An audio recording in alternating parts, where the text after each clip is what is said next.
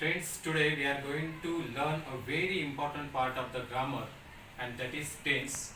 New learners and the students must know about the tense because they are afraid of this tense. And the tense, the word comes from Latin language tempus. Tempus means time, okay? So there are main three tense in English. The first one is the present tense, the second is the past tense, and the third is the future tense. A verb which refers to the present tense, it's said to be the present tense, okay?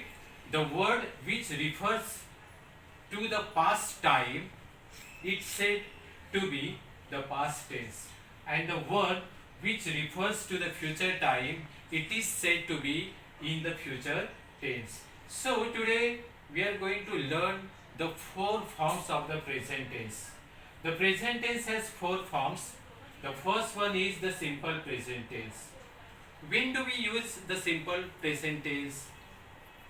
Okay, so boys and girls and the all new learners, मैं आपको ये बताना चाहता हूँ कि grammar में tense का ये बहुत ही इम्पोर्टेंट पैटर्न है. जो टेंस के बारे में अच्छा जानकारी लेता है वो राइटिंग स्किल में काफ़ी स्किल हासिल कर सकता है. तो टेंस मतलब काल, ये एक लैटिन वर्ड है टेम्पस. टेम्पस मतलब टाइम. मतलब आपके ध्यान में आया होगा कि टेंस मतलब टाइम और सिचुएशन, एक्शन, उसके बारे में ये जानकारी देता है. जो इंग्लिश में तीन मुख्य काल है वो है द प्रेजेंट टेंस वर्तमान काल, द पास्ट टेंस भूतकाल और द फ्यूचर टेंस मतलब भविष्य काल. यदि कोई भी वर्ब आपको वर्तमान काल की जानकारी देता है तो आप समझिए कि ये जो वाक्य है, सेंटेंस है, ये वर्तमान काल में है. कोई भी क्रियापद, कोई भी वर्ब जब पास्ट टेंस कब कहते हैं, जब कोई भी वर्ब पास्ट समय के बारे में जानकारी देता है तो हम कहेंगे कि ये पास्ट टेंस का उदाहरण है. और कोई भी वर्ब जब आने वाले भविष्य के बारे में जानकारी देता है तो हम समझते हैं कि ये फ्यूचर टेंस का सेंटेंस है. वर्तमान काल के चार फॉर्म्स है, उपकाल है, उसके बारे में हम अभी जानकारी लेते हैं. Okay, the present tense has four forms. The first one is simple present tense. When do we use simple present tense? To express universal truth. If you want to express, if you want to give the information about the universal truth, you can use simple present tense. For example, the sun rises in the east. This is the universal truth. No one can change that incident or action. Okay, the sun rises in the east, the sun sets in the west, honey is the sweet. These sentences are in the simple present tense. Okay, हम साधा वर्तमान काल कब use करते हैं? कोई भी universal truth मतलब कोई भी वैश्विक सत्य हम कहते हैं तो हम साधा वर्तमान काल का इस्तेमाल करते हैं. वैश्विक सत्य जो कभी भी चेंज नहीं होता है, जैसे कि सूरज पूरब में उगता है, शहद मीठा होती है, ये देखिए, या the sun sets in the west, सूरज पश्चिम की ओर ढलता है. ये जो यूनिवर्सल ट्रूथ है ये कभी भी चेंज नहीं होते हैं. तो सिंपल प्रेजेंट टेंस कब इस्तेमाल किया जाता है? यूनिवर्सल ट्रूथ कहने के लिए. दूसरा है to express a future events is a part of a fixed time table. Second, you have to use the simple present tense when you want to express a future event is a part of fixed timetable. If you want to use future tense, for example, the next flight will be at 7 tomorrow morning.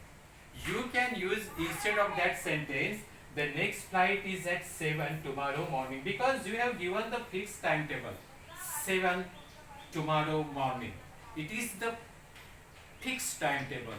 Means you can use to express a future event is a part of fixed timetable. हम सामान्य वर्तमान काल कब इस्तेमाल करते हैं?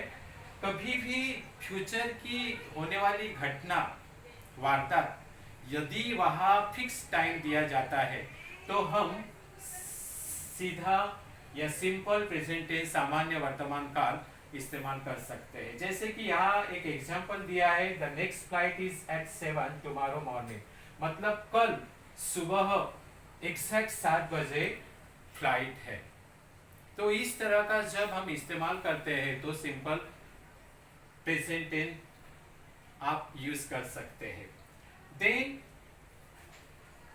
Habitual action, any habitual action mean usual action, daily work, daily routine. For example, I get up early in the morning. This is the habitual action.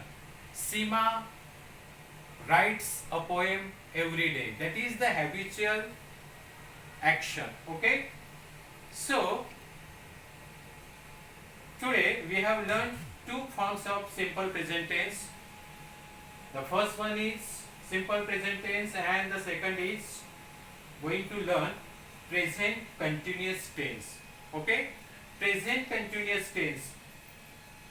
When do we use present continuous tense? The first one is action in progress.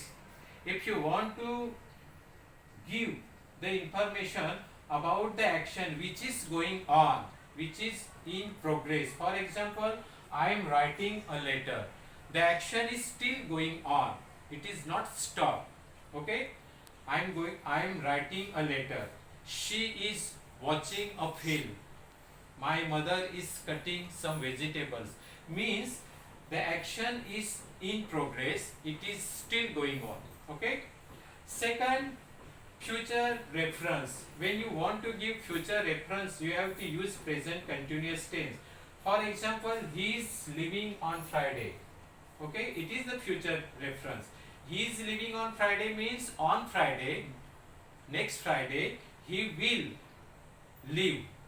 Okay, he will leave. This is the future reference. देखिए जो वर्तमान काल का दूसरा form है वो है present continuous tense.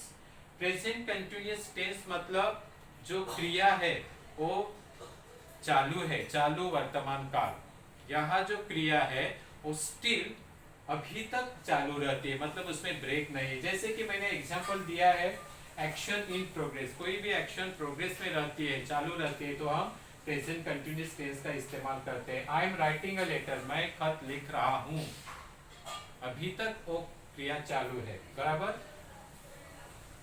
वह लड़का खेल रहा है, that boy is playing on the ground, अभी तक वो क्रिया चालू है।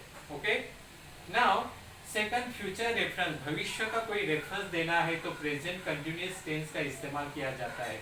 जैसे कि देखिए he is living on Friday, वो शुक्रवार को ये जगह छोड़ने वाला है, ये जाने वाला है, मतलब फ्यूचर की इंसिडेंट कहने के लिए भी हम प्रेजेंट कंटिन्यूअस टेंस का इस्तेमाल कर सकते हैं। Okay, next number 3, present perfect tense.